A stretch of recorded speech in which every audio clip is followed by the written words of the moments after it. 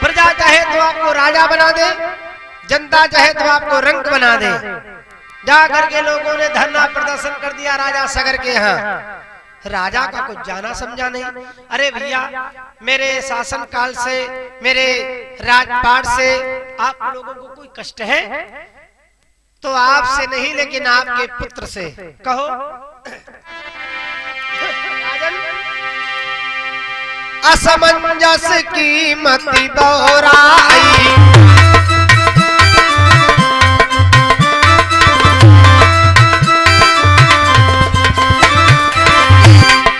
असमंजस की मति दोहराई, नगर बाल जल दे डुबाई।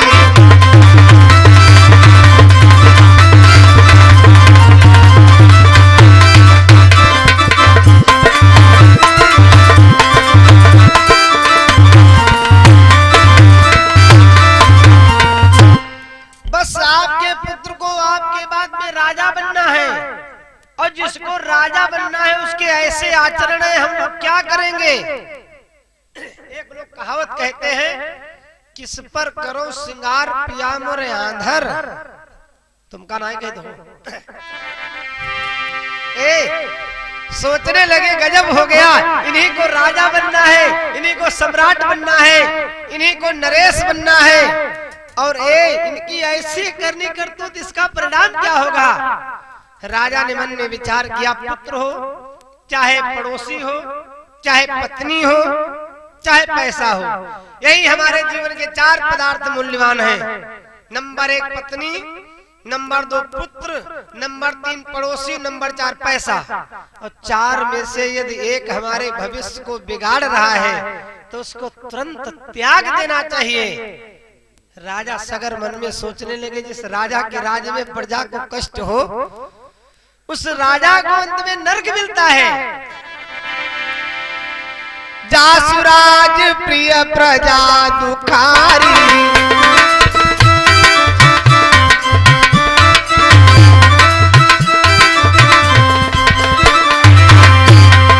जासुराज प्रिय प्रजा दुखारी, सोनप अवस नरक अधिकारी।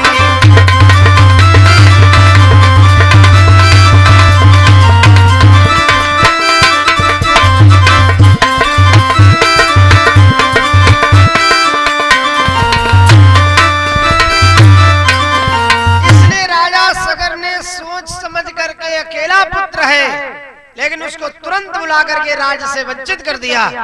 बुलाए, बेटा तुमको मेरी सौगंध है, यदि मेरे राज्य में भोजन करते हो तो गौ का मांस खा रहे हो, यदि पानी पीते हो तो मेरा रक्त पी रहे हो, इसलिए तुमको मेरी सौगंध है, मेरे राजपाट को छोड़ के निकल जाओ।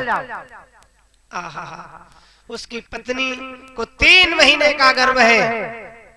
ऐसी अवस्था में अपने जोड़ीदार को छोड़ करके असमंजस जंगल को चले गए।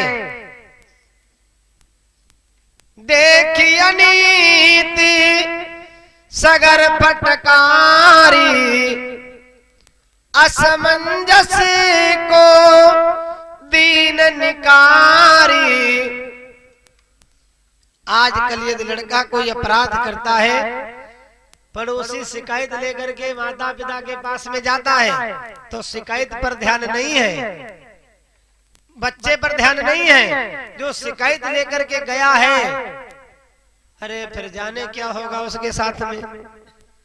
राजा सगर ने अपने पुत्र को तुरंत निकाल दिया। वो तो चले गए जंगल। 60,000 धीरे धीरे जब बड़े हुए, सयाने हुए, 18-18, 20-20 साल के, तो सोचे पिताजी कोई ऐसा काम करो जिससे आपका नाम हो दुनिया में। जितने राजा, चाहे वो रामायण के हो, चाहे भागवत के हो, चाहे महाभारत के हो, जब उनके अंदर हम आया कि मैं देखूं मेरी बराबरी करने वाला कोई दुनिया में है कि नहीं है, ते ही उनका तुरंत पतन हो गया। राजा सगर ने वही सूत्र अपनाया। क्या किए? राजा सगर ने कहा, देखो मेरी बराबरी करने वाला इस पृथ्वी पर कोई है या नहीं है। तो पता कैसे चलेगा इस बात का?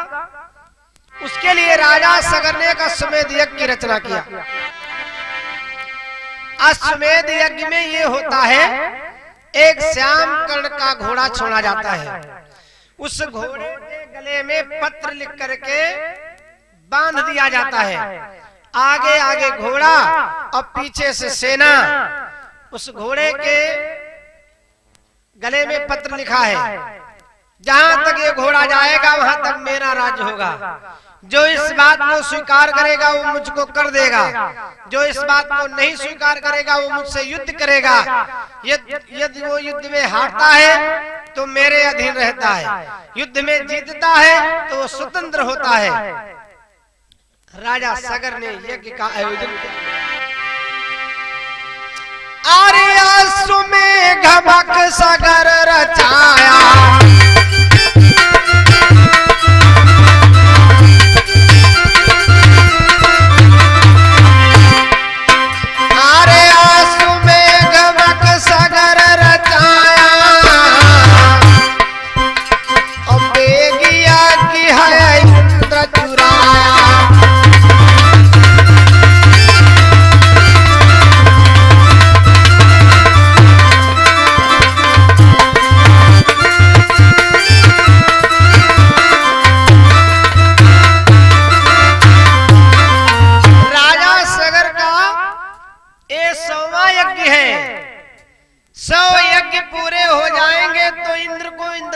खाली कर देना पड़ेगा। नारद जी जाकर के स्वर्ग में पहुंचे, देवताओं के राजा इंद्र का दरबार लगा है।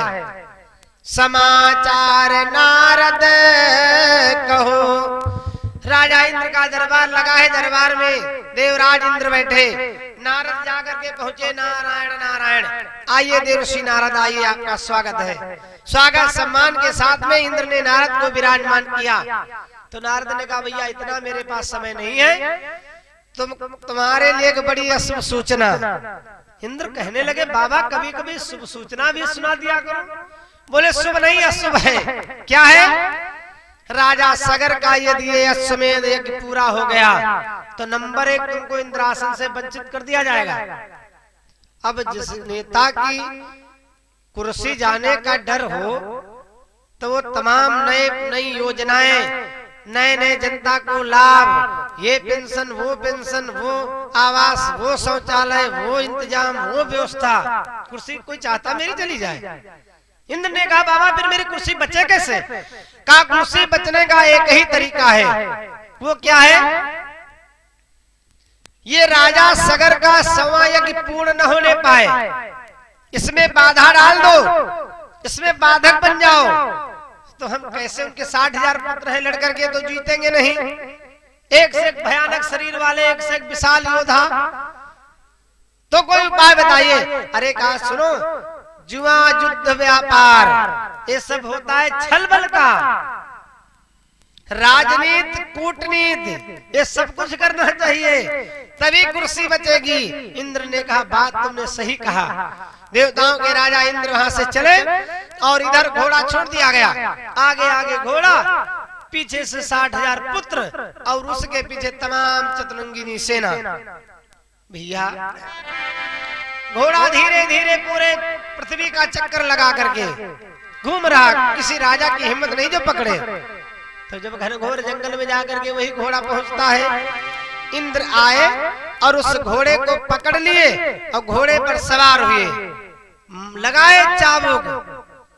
जाकर के समुद्र के किनारे एक बाबा तपस्या कर रहे थे, जिनका नाम था महात्मा कपिल मुनि। उनके आश्रम के पीछे एक डाल में जाकर के घोड़े को बांध दिए। जंगल निकलने के बाद में देखा लड़कों ने, जब घोड़ा नहीं मिला, अरे बोले, भैया घोड़ा कहाँ को चला गया? बोले, चारों तरफ से जंगल को छान मारो। चारों तरफ से जंगल को छान मारे, लेकिन घोड़ा उसमें नहीं मिला। बोले, अरे खूब इधर उधर पता लगाए, जब घोड़ा नहीं मिला, 60,000 लड़के, उसके पीछे तमाम सेना।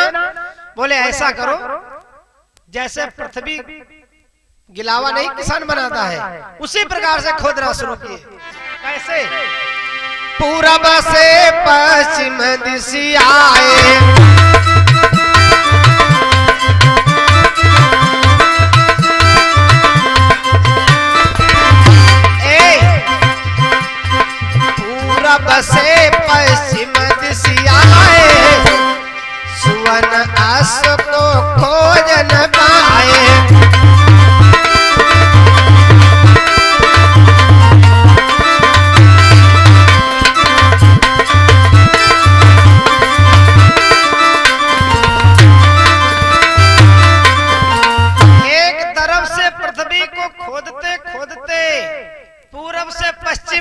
लेकिन घोड़ा नहीं मिला। आखिर गया कहाँ? उत्तर ते दक्षिण दिशियाए,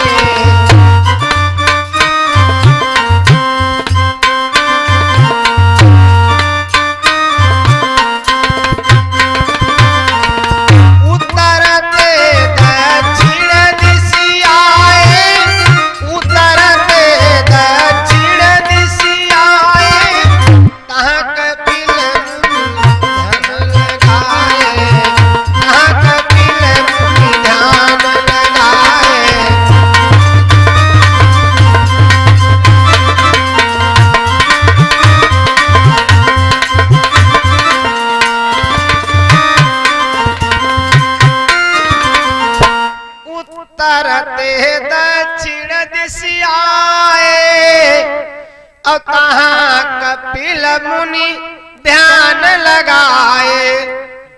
एक बाबा जी समाधि लगाए, समाधि में अपने लीन है।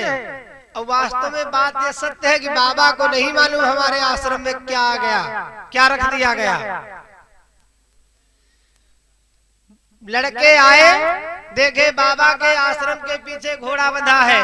बोले वाह भाई वाह, चुरा करके हमारा घोड़ा और यहाँ आंखें मूंद करके बैठे हो, तुमको शर्म नहीं आती? तो बाबा को सुनाई कुछ नहीं पड़ा, क्योंकि जो मन से भगवान का भजन करता है उसके नेत्र बंद हो जाते हैं, कान बंद हो जाते, नेत्रों से दिखाई नहीं पड़ता, कानों से सुनाई नहीं पड़ता।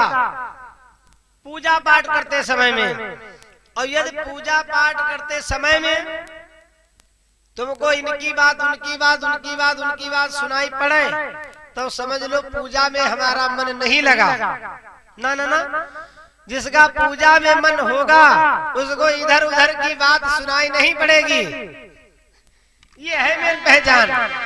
लेकिन भैया पूजा पाठ करने वाले आज की नहीं बात बहुत पहले से सताए जा रहे हैं। बाबा तो पूजा पाठ में अपने मग्न है, ध्यान में मग्न है, लेकिन 60,000 पुत्र आए चारों तरफ से। ए बाबा, यदि घोड़े पर बैठने की शौक थी तो हमको बताते, मैं आपको घोड़े की व्यवस्था कर देता। आखिर तुमने क्यों चोरी किया? अब संत जी को तो कुछ मालूम नहीं, बाबा जी को कुछ नहीं मालूम, ना सुनाई पड़ रहा। कई बार आवाज दिए, जब नहीं बोले तो कुछ उसमें थे नरम दल के, कुछ थे गरम दल के। तो नरम दल वाले ने कहा भाई देखो, जब पूजा पाठ हो जाए उसके बाद में बातचीत कर लेंगे, कोई बात नहीं, खड़े रहो। तो खड़े खड़े जब 2-4 घंटा हो गए, तो जब नरम दल वाले आए, कोई सोची या तो बात अब बनने वाली है, लेकिन पूजा का समय होता घंटा 2 घंटा, और सुबह से बैठे बैठे हमको हो रही है शाम। ए बाबा, घोड़ा चुरा करके क्यों लाए? नहीं बोले। जब नहीं बोले तो गजब हो गया। जो बेचारे जो तेज तर्रार उसमें थोड़ा थे, वो पास में गए। तो कुछ बड़े बुजुर्ग आएंगे, सुनो सुनो, तपस्या करते हुए व्यक्ति को, भोजन करते हुए व्यक्ति को, अनजान व्यक्ति को, कल बताया गया था शाम को कि 6 व्यक्तियों को प्रणाम नहीं करना चाहिए और न उनको छेड़ना चाहिए। 6 को छेड़ना नहीं चाहिए। और उन्हीं 6 में से महात्मा कपिल मुनि हैं, देवहूति के पुत्र, लेकिन नहीं माने। दौड़ करके बाबा के शरीर में चरण का प्रहार कर दिए। तो बाबा चौतरा था थोड़ा जिस पर बैठे थे, जब चरण का प्रहार किए तो बाबा कपिल मुनि उतरे पर नहीं रुक पाए। 2-3 बार ऐसे वैसे करके फिर जमीन पर गिरे जाकर के समाधि भंग हो गई। जो डोर लगी थी भगवान के चरणों में, वो डोर टूट गई। जिस तार से राड जल रहा है, वो तार जब बीच में शार्ट हो जाएगा तो राड को बुझना ही पड़ेगा। लेकिन पूजा पाठ वाले कभी चैन से नहीं रहे। तेरी यारी वे बिहारी, आपने कीर्तन की लाइन सुना होगा। तेरी यारी वे बिहारी, सुख नाही पायो राम। तेरी यारी वे बिहारी, सुख नाही पायो राम। तेरी यारी वे बिहारी, सुख नाही पायो राम।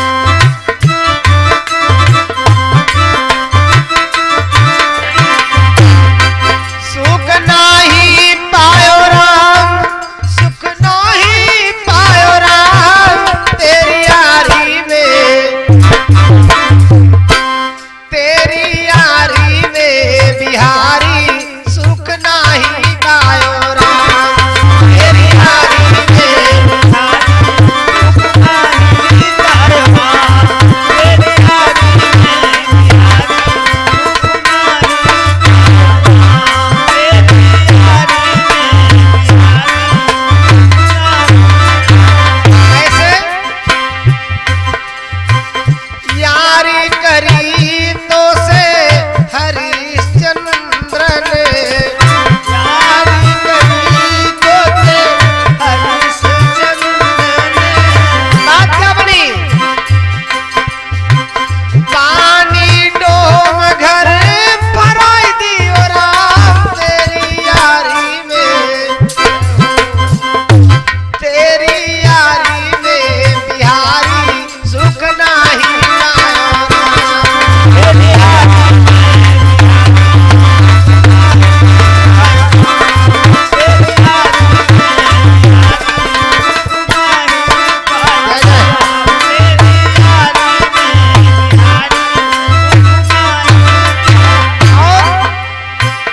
यारी करी तो से भक्त प्रहलाद ने, यारी करी तो से भक्त प्रहलाद। बात क्या बनी? सोने के खंभा में बंधाई दियो राम तेरी यारी में, तेरी यारी में बिहारी सुख नाही पायो राम। तेरी यारी में बिहारी तेरी यारी में बिहारी तेरी यारी में बिहारी तेरी यारी में बिहारी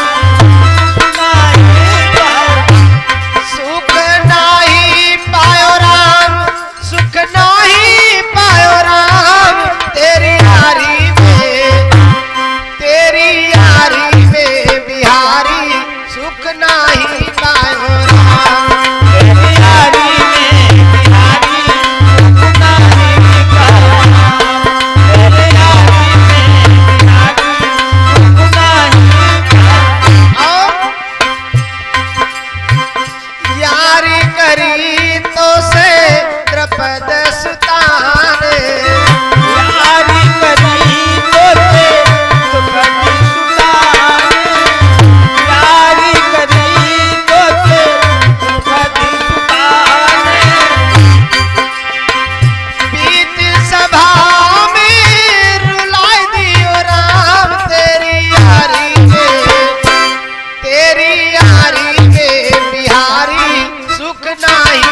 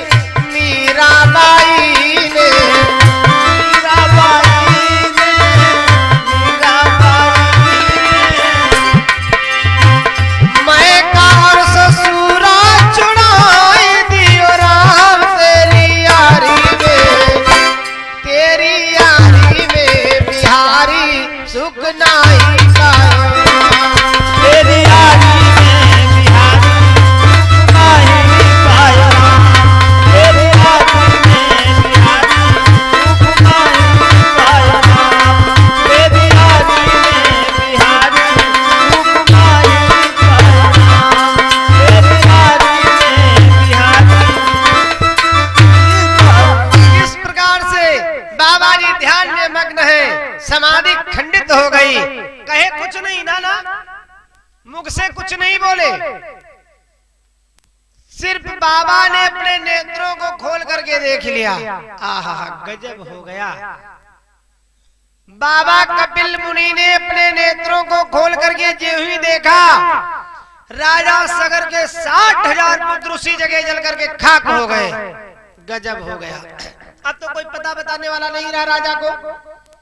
समाचार नारद कहो, और वहां हवन हो रहा है, भंडारा हो रहा, को संतों को दान दिया जा रहा, को ब्राह्मणों की सेवा हो रही, को कन्या भोज चल रहा है। राजा को ये सब पता नहीं। महात्मा देवर्षि नारद वीणा को बजाते हुए आए। समाचार नारद कहो और तुरंत सगर पे जाए। हाय राम, राजा सगर ने जो ही इस बात को सुना तो मूर्छित होकर के पृथ्वी पर गिर पड़े। ये मैंने कौन यज्ञ किया है, इसका परिणाम क्या हुआ? तो यज्ञ में 3 चीजें प्रधान होती हैं। अग्नि का वास पाताल में है, यज्ञ करेंगे पुण्य नहीं मिलेगा। आकाश में है, यज्ञ करेंगे पुण्य नहीं मिलेगा। पृथ्वी पर यदि अग्नि देवता का वास है, आप हवन करते हैं, यज्ञ करते हैं, तो आपको पुण्य मिलेगा, लाभ मिलेगा। आकाश और पाताल में यदि है अग्नि देवता और आप यहाँ स्वाहा स्वाहा कर रहे हैं, तो होना देना कुछ नहीं, पुण्य की जगह पर पाप लगेगा, धन संपत्ति नष्ट होगी, जन की हानि होगी। वही हाल इसमें हुआ। तो जिस असमंजस को राज से राजा सगर ने निकाल दिया, उस लड़के का नाम है अंशुमान। तो घर में कोई बचा नहीं।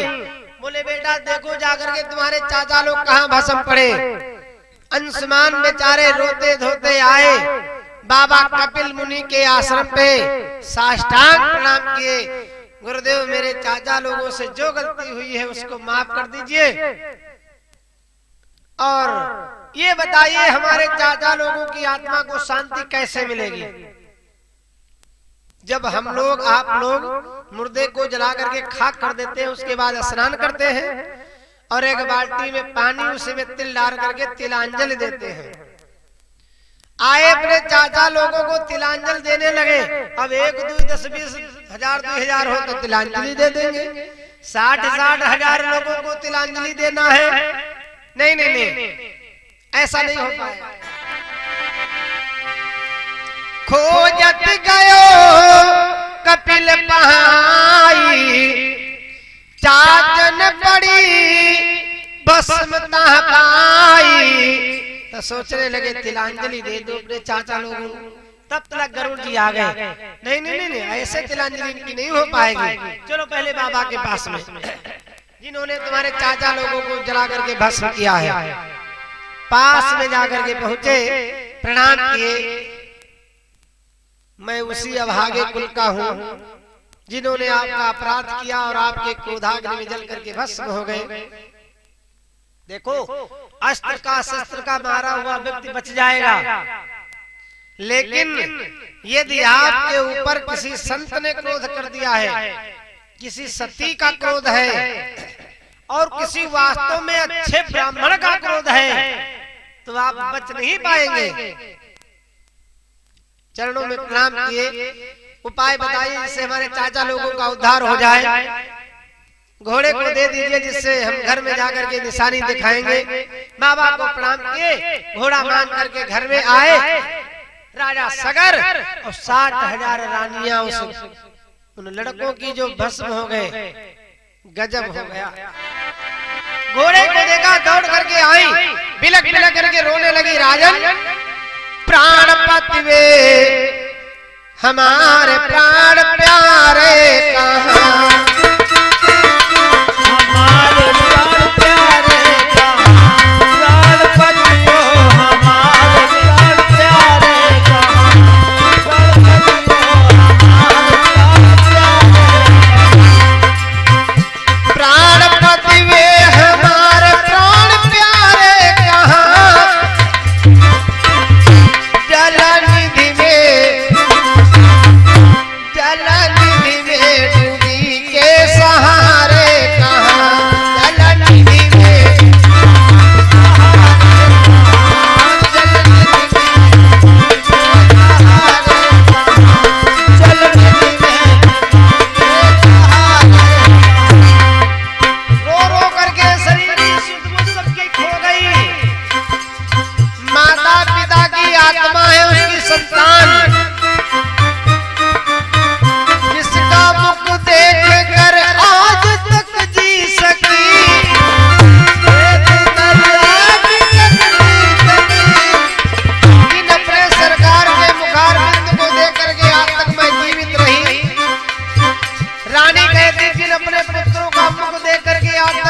आत्मा शांत होती रही, जिनका मुख देख कर आज तक जी सकी, वही गए वे हमारे प्राण प्यारे कहाँ।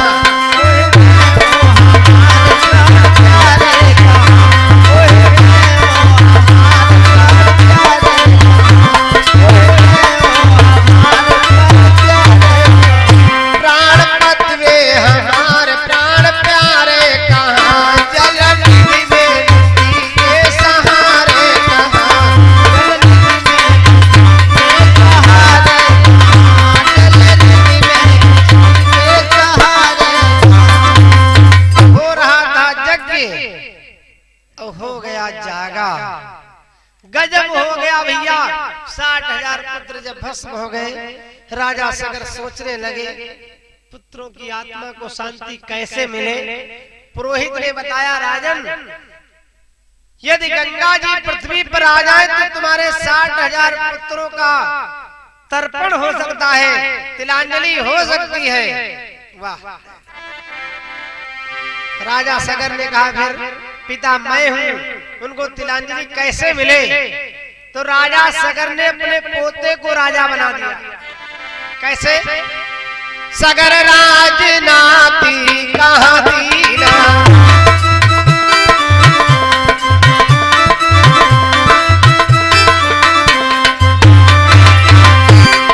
सगर राज नाती कहाँ दीना, तपहि आप गवन बन कीना।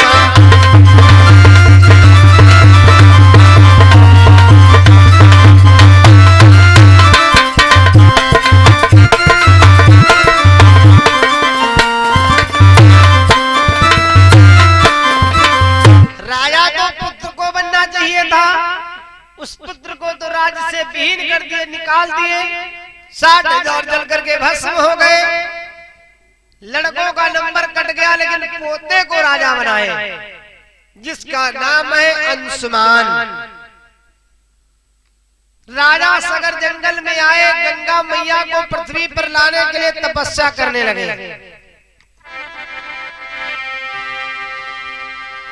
तपस्या करते करते राजा सगर को 30,000 वर्ष गुजर गए। 30,000 वर्ष तपताई,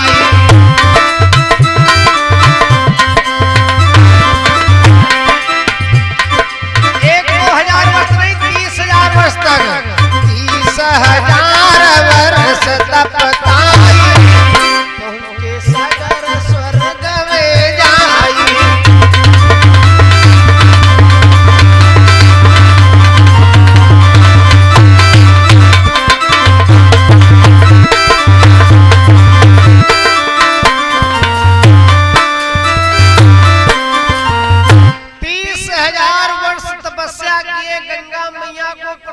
नहीं ला सके, स्वर्ग को चले गए। पोते ने सुना बाबा चले गए, चाचा लोगों को तिलांजलि नहीं मिल पाई। वाह। अंशुमान तब भयो बिहाना, कियो दिलीप सुवन महिपाला। अंशुमान के पुत्र का नाम है दिलीप, इसलिए अंशुमान ने अपने पुत्र दिलीप को राजा बना करके जंगल को चले गए। आकर के बैठ गए, तपस्या करने लगे। कितने वर्ष तक तपस्या किए अंशुमान? अरे अंशुमान गंगा हित जीना,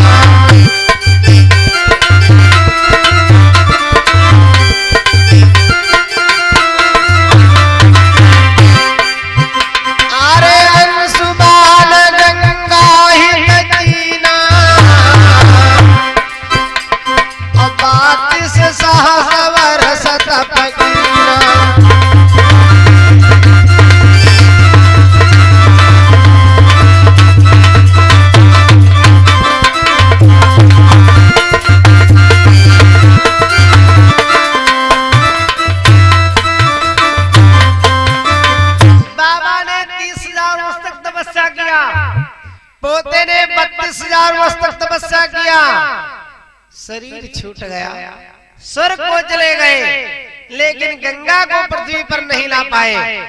आहा, अंशुमान जब स्वर्ग सिधारे और तब दिलीप तप करन पधारे।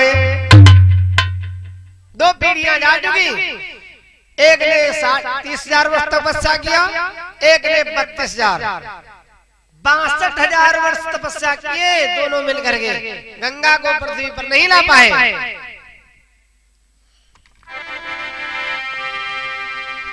राजा दिलीप ने अपने पुत्र को राजा बनाया। राजा दिलीप के पुत्र का नाम है भगीरथ। भगीरथ को राजा बना करके राजा दिलीप जंगल में आए। 30,000 वर्ष तप करके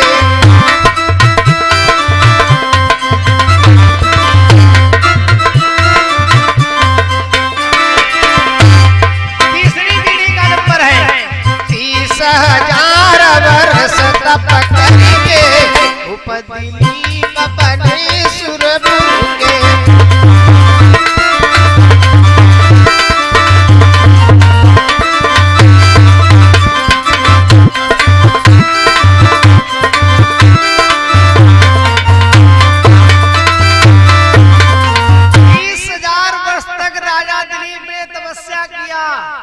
गंगा को नहीं ला पाए, अपने पूर्वजों को तिलांजलि नहीं दे पाए, स्वर्ग को चले गए। नंबर आया भगीरथ का। भगीरथ ने अपने पुत्र को राजा बना करके जंगल में आए। तपस्या जानते हो किसकी करने लगे? क्योंकि भैया जिसके पास में गंगा जी धरोहर के रूप में है, मांगना तो उसी से है। आ गए जंगल में, तपस्या करने लगे परमपिता ब्रह्मा की। अब की बार ढंग से तपस्या शुरू हुई। भगीरथ तपस्या प्रारंभ कर दिए ब्रह्मा की। ओम नमो ब्रह्मदेवाय नमः। भागीरथ ने तप किया और संबत साहस नबीन, कहा बिरंती बर मांगहूं अब बोले बचन प्रवीण। ब्रह्मा जी सामने प्रकट हुए, राजन मांगो क्या चाहते हो? चरणों में गिर पड़े राजा भगीरथ। पितामह आप तो जानते ही हैं, मेरी 3 पीढ़ियां चली गई तपस्या करके जंगल स्वर्ग को, लेकिन जिस उद्देश्य से लोगों ने तपस्या किया वो उद्देश्य पूरा नहीं हुआ। कहो क्या है? शीश नाई नब कहा प्रभु की जय। गंगा को आप दे दीजिए हमें। गंगा देव पितर तर जाहि,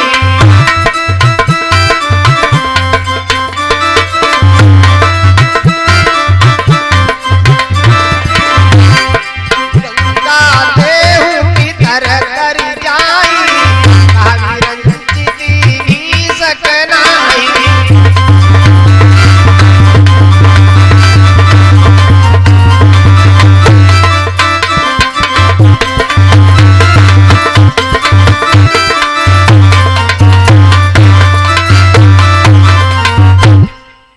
देखो 3 पीढ़ियों ने जो तपस्या किया उनका हाल यही हुआ।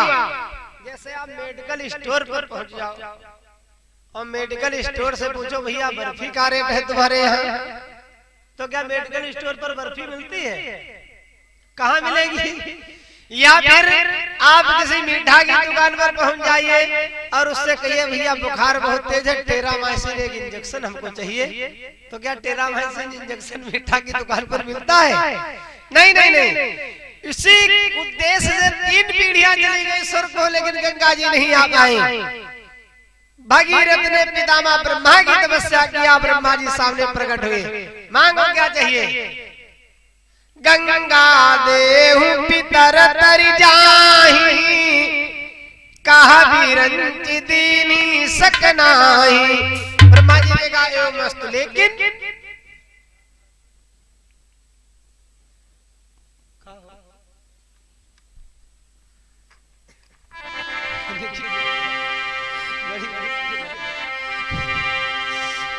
ब्रह्मा जी ने कहा गंगा को दे दिया, लेकिन क्या है, अब जिस चीज में लेकिन लग जा समझ लो मामला कुछ गड़बड़ है।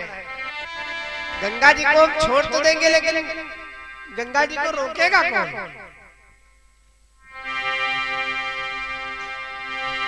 तहां परंतु एक सकनाई, बिन शिव गंगा रुकई महीनाई।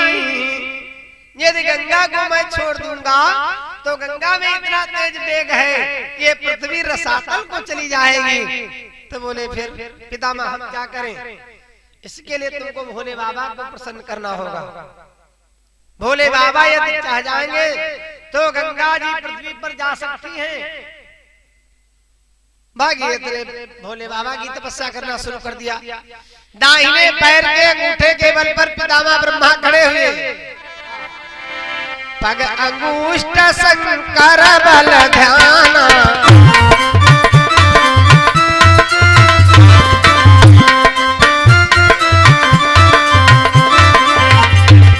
पग अंगुष्ठ शंकर बल ध्याना, दिव्य वरस तपकीन प्रमाना।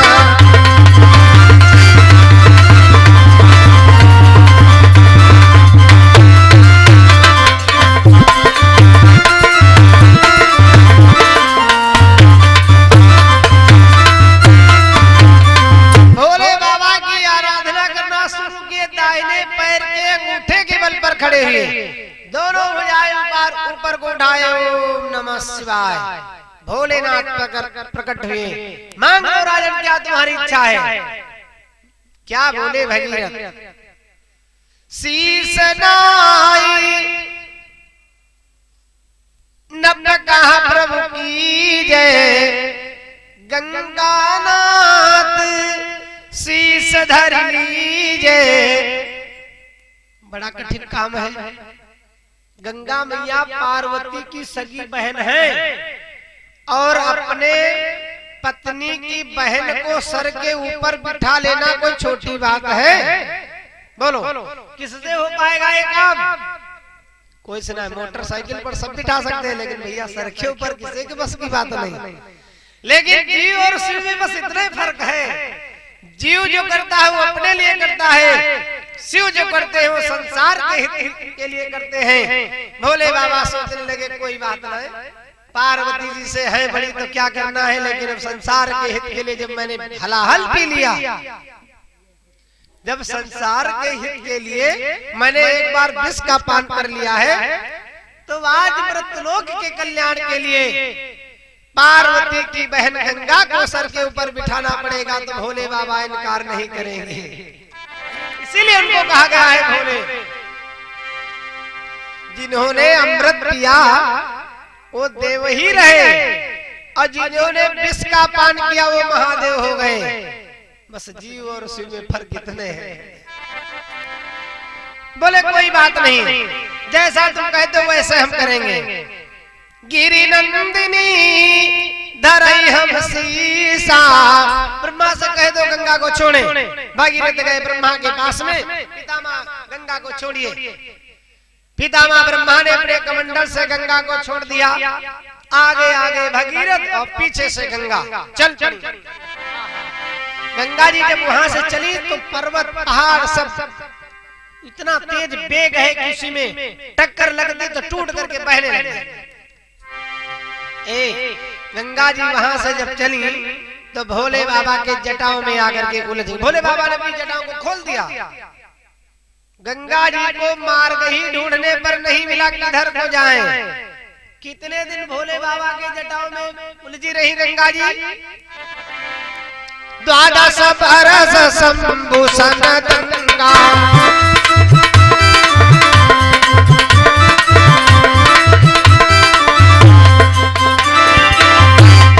द्वादश बरस शंभु सन गंगा, उलझी रही जटन में गंगा।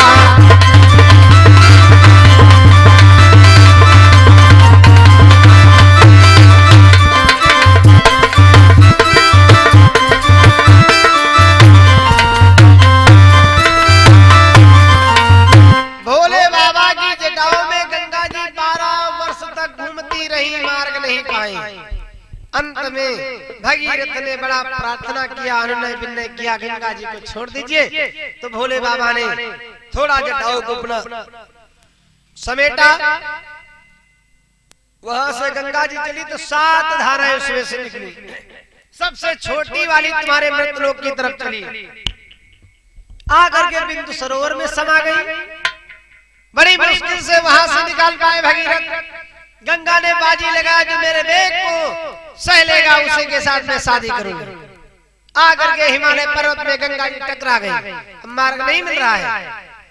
तो भगीरथ गए देवताओं के राजा इंद्र के पास में, बोले अपने रावत को भेज दीजिए, गंगा के लिए मार्ग बना दे।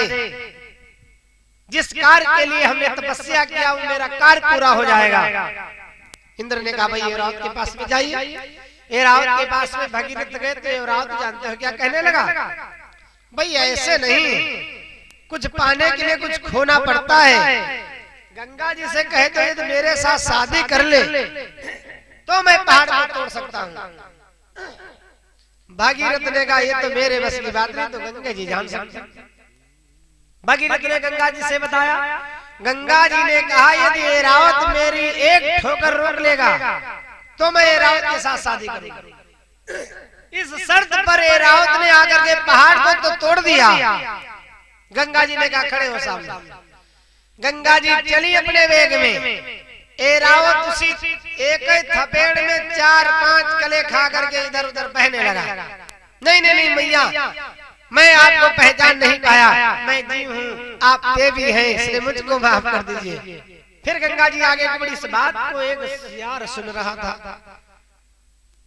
तो कहा परिणाम चाहे कुछ भी हो लेकिन एक बार आजमाएंगे हम भी। उस सियार ने जानते हो क्या किया, बहते हुए गंगा के बेग में लगा दिया गोता। जेही लगा दिया गोता तो जब हाथी नहीं रोक पाया तो सियार की कौन उसमें कीमत। इधर उधर उड़ते हुए लौटते लौटते लौटते पड़ते उस पार जाकर के रेती में लगा। अब प्राण छूट गए, ऊपर से बालू जम गई। गंगा जी आगे को बढ़ी, सब ऋषि आए वहीं पर तपस्या बैठ करके किए। तपोबल के द्वारा उस सियार को जब जीवित किए तो बस यही रट लगाए, मेरी शादी कराओ, मेरी शादी कराओ, मेरी शादी कराओ। तो बोले शादी शादी रट रहा, आखिर बात क्या है, कैसी शादी भैया। तो जब बाबा ने उसको जीवित किया तो उसने कहा मैं पूर्व जन्म में ऐसा ऐसा था, मेरा ये नाम था। तो कहा फिर इस पार कैसे आए। अरे कहा गंगा जी ने शर्त लगाई थी जो मुझको पार करेगा उसके साथ मैं शादी करूंगी। तो कोई बात नहीं, मर गए लेकिन पार तो हो गए। वाह, जा करके लोगों ने गंगा जी से कहा, अंत में वही सांतन बने जिनके साथ में गंगा की शादी हुई। या आगे आगे भगीरथ, पीछे से गंगा जी चल पड़ी।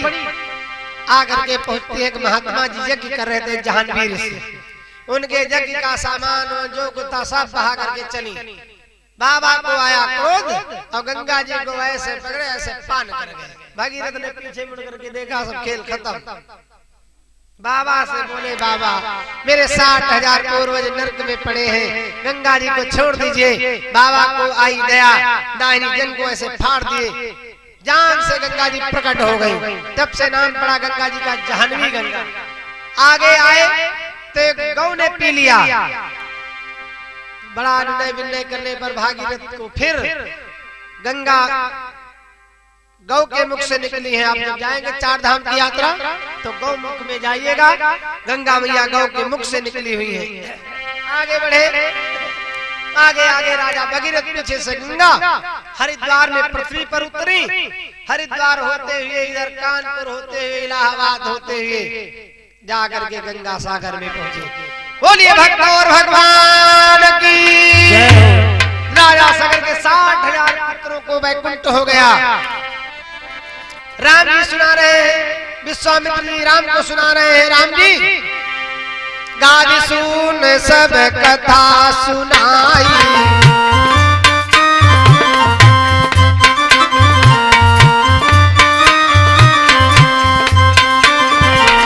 गादी सुन सब कथा सुनाई, गादी सुन सब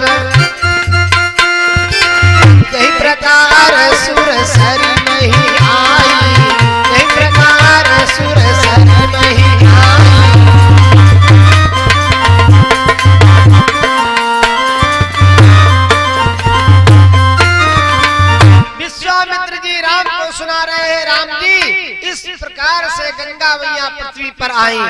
तुलसी बाबा कवितावली में लिखते हैं, एक बार मानव तन मिला है तो गंगा नदी में स्नान जाकर के जरूर कीजिएगा। देव नदी कहाँ अजो जन जान, किए मनसा कुल कोटि नसावे। जब व्यक्ति ये मन में सोच लेता है गंगा नदी में जाकर के स्नान करूंगा, तो करोड़ों जन्मों का पातक नष्ट हो जाता है। जब गंगा स्नान करने के लिए भक्त चलता है तो ये देवियां घर में झगड़ने लगती, लड़ने लगती। देख चले झगड़े सुर नारी, असुरे सभिमान बनाई समारे। उसके जाने के लिए साधन देवताओं के राजा इंद्र विमान तैयार करने लगते हैं। और आरे पूजा को थाला बिरंती रचे,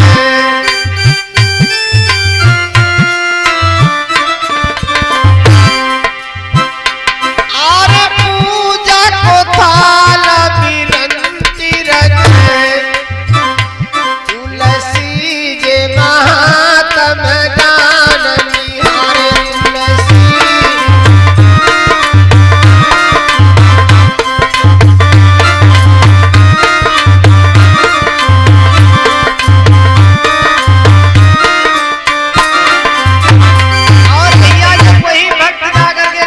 स्नान करता है तो आरे वो ककनी व पड़ी हरि लोग। जब वो भक्त गंगा में जाकर के डुबकी लगाता है तो उसके लिए बैकुंठ में रहने के लिए मकान की नींव पड़ जाती। आरे वो ककनी व पड़ी हरि लोग, गंगत रंग तिहारे